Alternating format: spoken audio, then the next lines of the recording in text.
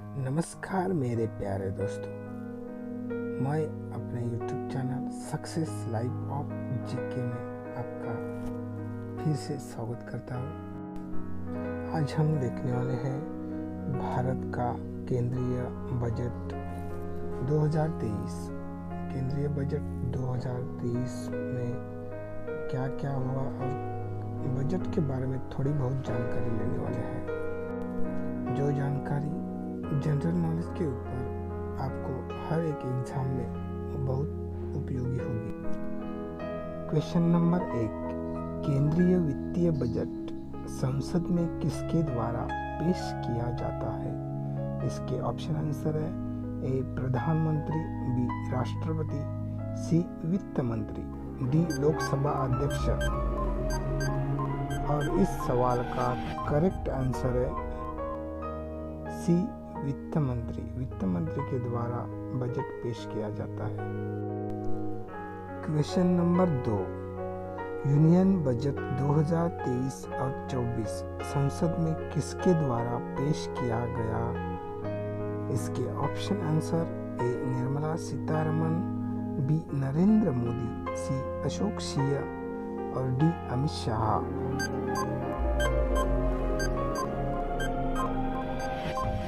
और इस सवाल का करेक्ट आंसर है ए निर्मला सीतारमण जी। क्वेश्चन नंबर 3, लगातार 5वीं बार बजट पेश करने वाली पहली महिला वित्त मंत्री कौन बनी है? इसके ऑप्शन आंसर है ए स्मृति ईरानी, बी निर्मला सीतारमण, सी सोनिया गांधी, डी सुषमा स्वराज। इस सवाल का करेक्ट आंसर है B Nirmala Sitharaman ji. Question number 4, Nirmala Sitharaman ने अपना पहला बजट कब पेश किया था? इसके ऑप्शन आंसर है 2013 में, बी 2014 में, सी 2015 में और डी 2016 में। इस सवाल का करेक्ट आंसर है बी 2014 में बजट पेश किया। क्वेश्चन नंबर 5, वित्त वर्ष 2023-24 के लिए मोदी सरकार का कौन सा बजट पेश किया गया? यानी कि नंबर कौन सा है? ए 9वां, बी 10वां, सी 11वां, डी 12वां। और इस सवाल का करेक्ट आंसर है सी 11वां बजट आज तक पेश किया गया। नंबर 6 पे किस महिला प्रधानमंत्री ने संसद में पहली बार बजट पेश किया था? इस सवाल के ऑप्शन है ए निर्मला सीतारमण, बी सरोजिनी नायडू, सी इंदिरा गांधी, डी सुचिता कृपलानी। और इस सवाल का करेक्ट आंसर है सी इंदिरा गांधी जी। क्वेश्चन नंबर 7, गणतंत्र भारत का प्रथम बजट जॉन मथाई सर ने कब पेश किया था? इसका ऑप्शन आंसर है ए 20 जनवरी 1950, बी 21 फरवरी 1950, सी 28 फरवरी 1950 और डी 28 मार्च 1950। इस सवाल का करेक्ट आंसर है सी 28 फरवरी 1950 में बजट पेश किया था। नंबर 8, भारत में 1 अप्रैल से 31 मार्च तक चलने वाला वित्त वर्ष की शुरुआत कब हुई थी? इसके ऑप्शन आंसर है ए 1857, बी 1864 और सी 1867 और डी 1870।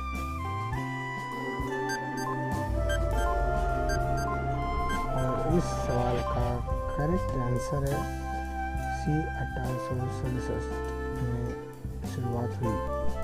नंबर 9, किस प्रधानमंत्री ने संसद में पहली बार बजट पेश किया था?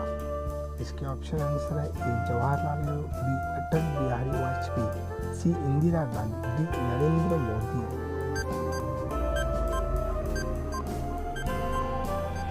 इस सवाल का करेक्ट आंसर है ए जवाहरलाल नेहरू जी। क्वेश्चन नंबर 10, भारत के इतिहास में पहली बार पेपरलेस बजट कब पेश किया गया था?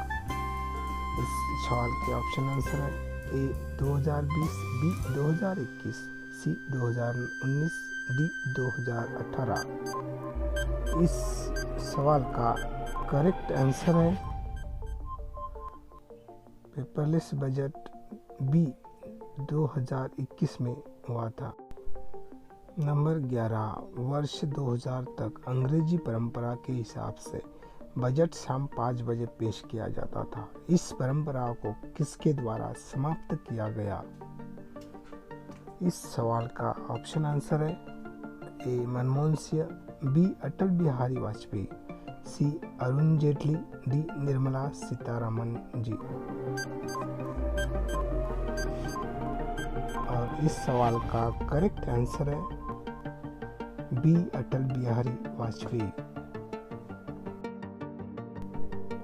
क्वेश्चन नंबर 12, भारतीय बजट व्यवस्था का जनक किसे माना जाता है? इस सवाल के ऑप्शन है A James Wilson, B Indira Gandhi, C Rajiv Gandhi, D Jawaharlal Nehru. और इस सवाल का करेक्ट आंसर है ए जेम्स विल्सन। नंबर 13, सबसे लंबा बजट भाषण देने वाला रिकॉर्ड किसके नाम पे है? इसके ऑप्शन आंसर है ए निर्मला सीतारमण, बी नरेंद्र मोदी, सी अशोक सिंह और डी अमित शाह। और इस सवाल का करेक्ट आंसर है ए निर्मला सीतारमण जी, सबसे लंबा बजट का भाषण। नंबर 14, भारत के कितने प्रधानमंत्रियों ने प्रधानमंत्री रहते हुए बजट पेश किया था? इस सवाल के ऑप्शन है ए 1, बी 2, सी 3, डी 4। और इस सवाल का करेक्ट आंसर है सी 3 प्रधानमंत्रियों ने, 1 पंडित जवाहरलाल नेहरू, 2 राजीव गांधी, 3 इंदिरा गांधी। इन्होंने प्रधानमंत्री रहते हुए बजट पेश किया था। नंबर 15, भारत के संविधान में किस शब्द का उल्लेख अब तक नहीं किया है? इस सवाल के ऑप्शन है ए वार्षिक वित्तीय विवरण, बी बजट, सी विनियोग विधेयक और डी भारत की संचित निधि।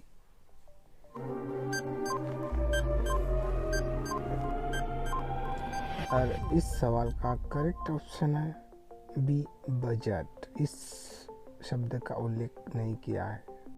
जनरल नॉलेज सवाल, भारत के संविधान में बजट शब्द का उल्लेख नहीं है। अनुच्छेद 112 में वार्षिक वित्तीय विवरण शब्द का उल्लेख किया गया है, जबकि इसका मूल अर्थ बजट है, लेकिन बजट शब्द का प्रयोग संविधान में अभी तक हुआ नहीं है।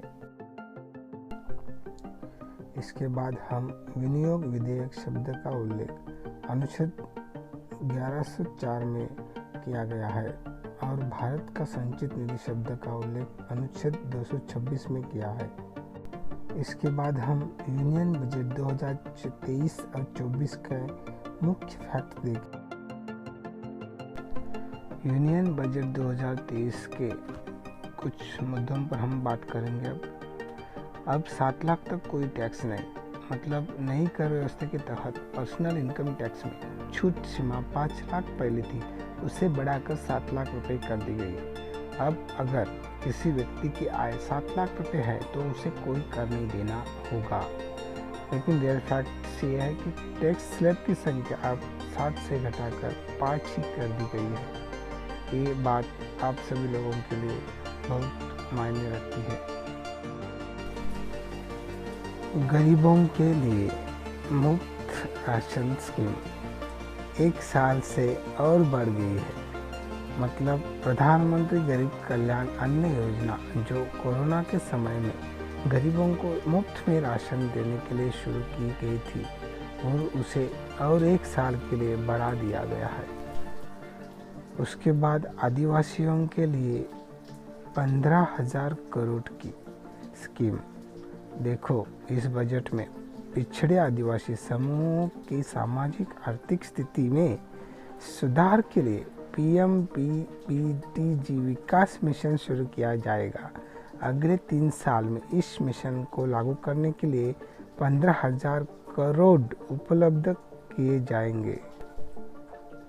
एकलव्य मॉडल स्कूल की स्थापना करनी है।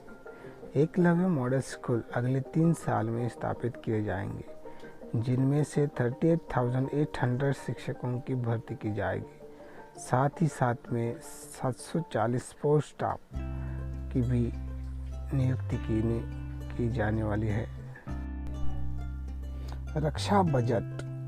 भारत का रक्षा बजट में इजाफा किया गया है। सरकार ने रक्षा मंत्रालय को 5.94 लाख करोड़ रुपए आवंटित किए गए हैं।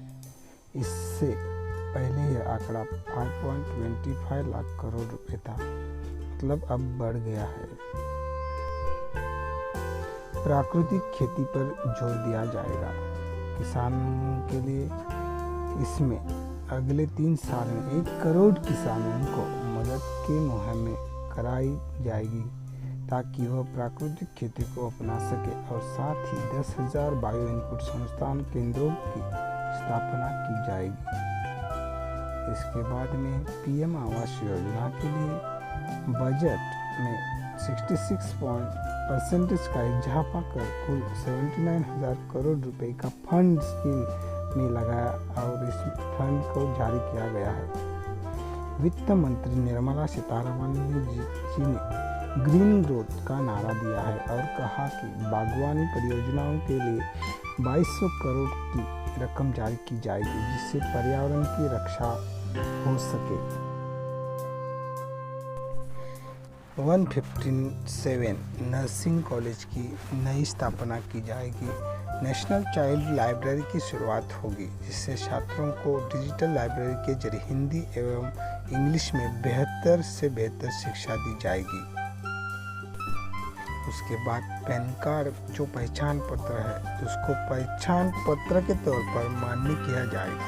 ऊर्जा सुरक्षा क्षेत्र में 35,000 करोड़ एवं नवीनतम ऊर्जा क्षेत्र में 20,700 करोड़ रुपए निवेश किया जाएगा।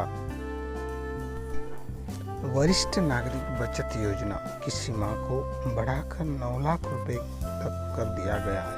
पहले ये सीमा 4.5 लाख रुपए तक सीमित थी, अब ये बढ़ा दी गई है। देश में 5G सेवाओं के विकास के लिए 1000 लैब की स्थापना की जाएगी। AI आर्टिफिशियल इंटेलिजेंस के लिए 3 नए सेंटर ऑफ एक्सीलेंस की स्थापना की जाएगी। ऐसे बहुत सेवाएं इस बजट में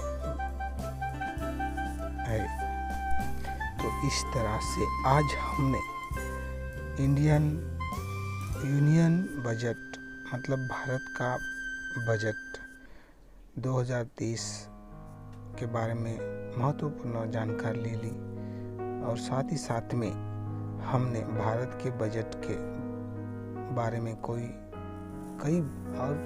और भी जनरल नॉलेज क्वेश्चन के बारे में भी जानकारी ले ली।